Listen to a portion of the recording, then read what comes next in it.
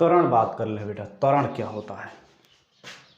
बहुत सिंपल सी लैंग्वेज में, कोई भी वस्तु है वो गतिमान है, कोई भी वस्तु है वो गतिमान है।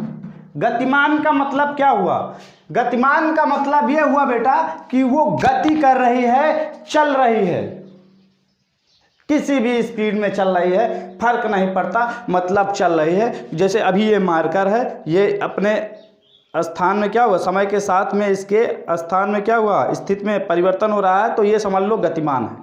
तो कोई भी वस्तु अगर गतिमान अवस्था में है, अचानक से उसकी स्पीड बढ़ जाए कुछ समय के लिए, स्पीड क्या हो, बढ़ने, भाई अभी ऐसे जा रहा था, नहीं अचानक से ऐसे हुआ, फिर उसके बाद एक निश्चित उससे जाना, तो यहां पर जितनी देर तक स्पीड बढ़ती रही या बहुत तेजी से जा रहा हो, अचानक से स्पीड घटने लगे, ब्रेक लगा दो, तो जिस स्पीड घटने लगे या स्पीड बढ़ने लगे, तो जितनी देर तक बढ़ी, जितनी बढ़ी, उसी को हम लोग बेटा त्वरण कहते हैं। त्वरण का मतलब ये हो गया कि अब जा रहे हैं पीछे बिठाए, मज़ा नहीं आ रहा, तो मज़ा नहीं आ रहा, ब्रेकर दूर है लेकिन ब्रेक यहीं से मार दिए, तो जब ब्रेक लगाए बाइक में तो गाड़ी क्या हुई, धीम हुई।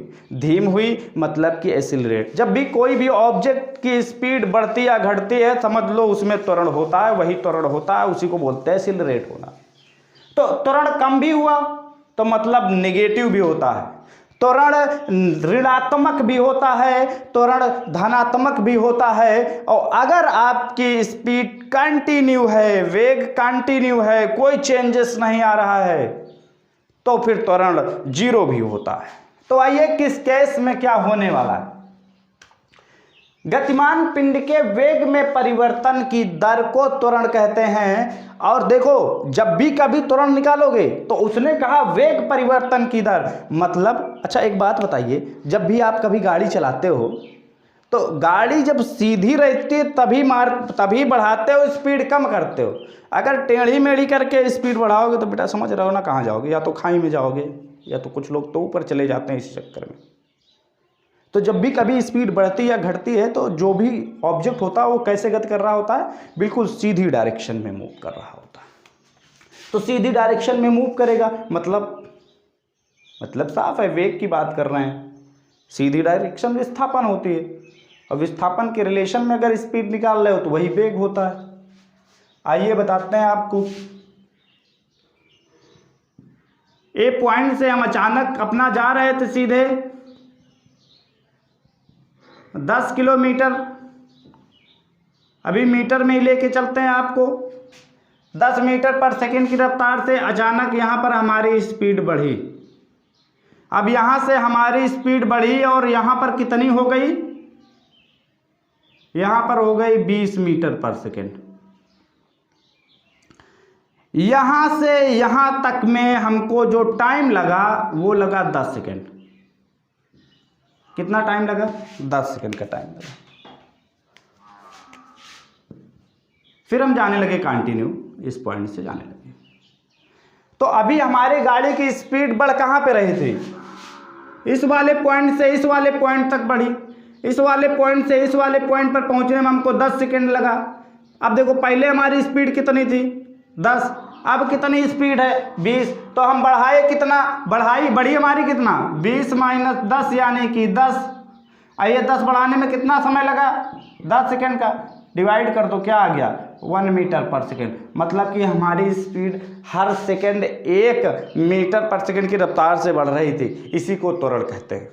त्वरण ये होता है कि आपकी गाड़ी की स्पीड कितने मीटर पर सेकंड की रफ्तार से बढ़ी या कितने मीटर पर सेकंड की रफ्तार से घटी। आइए बात करते हैं। सबसे पहले हमने कहा बेटा कि त्वरण ऋणात्मक भी होता है। जो त्वरण है आपका, त्वरण नेगेटिव होता है, पॉजिटिव होता है, जीरो भी होता है। क्या होता है? तो कब पॉजिटिव होगा, कब नेगेटिव होगा और कब जीरो होगा? चलिए, अभी जब स्पीड बढ़ेगी, जब भी कभी स्पीड बढ़ेगी तो त्वरण पॉजिटिव होगा, त्वरण पॉजिटिव होगा बेटा। जब आपकी स्पीड घटेगी, अब घटेगी तब त्वरण आपका नेगेटिव होगा बेटा। जब स्पीड ना तो बढ़ेगी ना घटेगी तो जीरो होगा, त्वरण क्या होगा? जीरो होगा, क्योंकि प्रारंभिक वेग परिवर्तन की दर क्या होगी? जीरो होगी। तो वेग परिवर्तन की दर जीरो, तो फिर त्वरण जीरो। आइए समझते हैं कि इससे क्वेश्चन कौन से बनने वाले हैं। प्रश्न पूछेगा कि निम्न किस कंडीशन में त्वरण का मान धनात्मक होगा? ऑप्शन दे देगा। जब वेग नहीं, फिर स्पीड, जब स्पीड यानी जब चाल बढ़ेगी, जब चाल घटेगी, जब चाल एक समान रहेगी, इनमें से कोई नहीं। तो जब भी कभी धनात्मक की बात करेगा बेटा तो आपको ये पता होना चाहिए कि स्पीड बढ़ रही है। दूसरा प्रश्न क्या बनने वाला है? दूसरा ये बनने वाला है कि कब त्वरण का मान ऋणात्मक होगा? तो कब ऋणात्मक होगा? जब स्पीड घटेगी, बाकी अन्य केसेस में नहीं। स्पीड घटी, अब स्पीड कब घटेगी? जब आप रुकोगे, जब आप ब्रेक लगाओगे, जब रेलगाड़ी किसी स्टेशन पर पहुंचती है और वहां रुकती है तब। अब देखो, रेलगाड़ी से प्रश्न बनाता है त्वरण के लिए। आने वाले स्टेशन पर किसी रेलगाड़ी को नहीं रुकना है, तो स्टेशन पर पहुंचने पर उसका त्वरण घटेगा, बढ़ेगा, जीरो रहेगा। तो वहां जीरो माना जाएगा, क्योंकि जिस स्टेशन पे किसी रेलगाड़ी को रुकना नहीं है वहां पर उसके चाल में कोई परिवर्तन नहीं होने वाला है। मैथ में, ठीक है, चाल में कोई परिवर्तन नहीं होने वाला है, मतलब कि ना तो घटेगा ना तो बढ़ेगा, त्वरण क्या रहेगा? जीरो रहेगा। अब ये बात समझ आई? चलिए एक बात और कर लेते हैं। कोई रेलगाड़ी किसी स्टेशन से चलना स्टार्ट करती है तो उसके त्वरण में वृद्धि होगी, उसके त्वरण में घटौती होगी, या उसका त्वरण जीरो रहेगा? इनमें से कोई नहीं। तो भैया जब चलना स्टार्ट करेगी, भाई जब चलना स्टार्ट करेगी तो त्वरण बढ़ रहा है ना, वेग परिवर्तन क्या हो रहा है? वेग आपका परिवर्तन हो रहा है, स्पीड आपकी बढ़ रही है, तो त्वरण भी बढ़ रहा है। तो त्वरण से इस टाइप से प्रश्न पूछे जाने वाले हैं।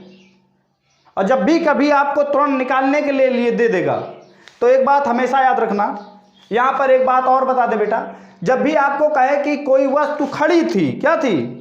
खड़ी थी, मतलब कि स्थित थी, यानी कि रेस्ट पोजीशन में थी, और वो चलना स्टार्ट करती है 10 सेकंड बाद। उसने क्या कहा?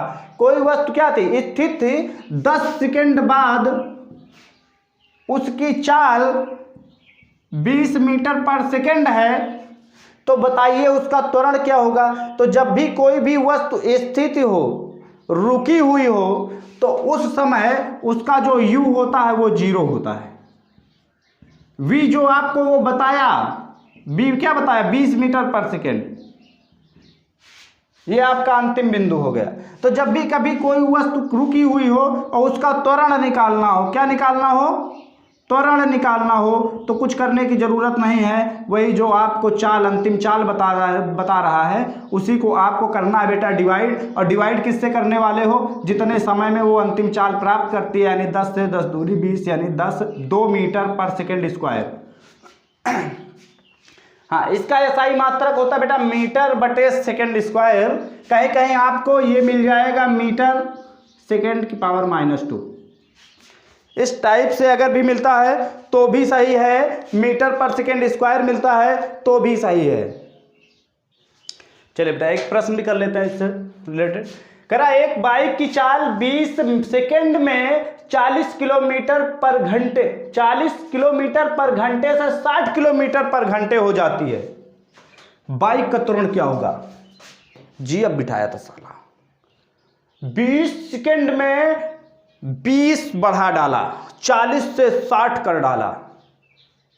लेकिन एक बात यहां पे ध्यान रखना कि इसको जब भी कभी आप लोग सॉल्व करना तो यहां पर ध्यान से देखो, टाइम क्या दे रखा है, सेकेंड, और स्पीड का टाइम क्या है, घंटे में।